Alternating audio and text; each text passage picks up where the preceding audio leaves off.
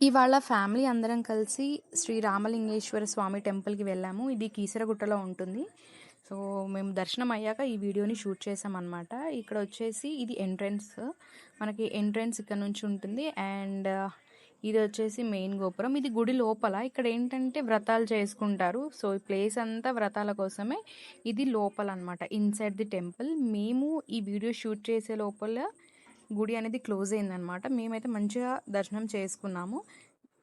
దర్శనం టైంలో యాక్చువల్‌గా ఏంటంటే మేము వీడియో షూట్ చేయలేదు. దర్శనం అయిన తర్వాత వీడియోని షూట్ చేశాము. సో, అందుకే మీకు గుడి క్లోజ్‌గా కనిపిస్తుంది.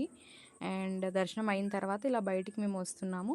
సో, ఇదేంటంటే గుడి పక్కన సైడ్‌కి ఉంటుంది. ఎప్పుడైనా జాతరలు అలాంటివి ఫెస్టివల్స్ టైంలో సో, అందరు ఇక్కడ లైన్‌లో ఉంటారు. ఎక్కువ మంది వస్తారు కదా! సో, క్యూ ఉండడానికి ప్రాపర్‌గా ఉండడానికి ఇలా ఈ డిజైన్ చేశారనమాట.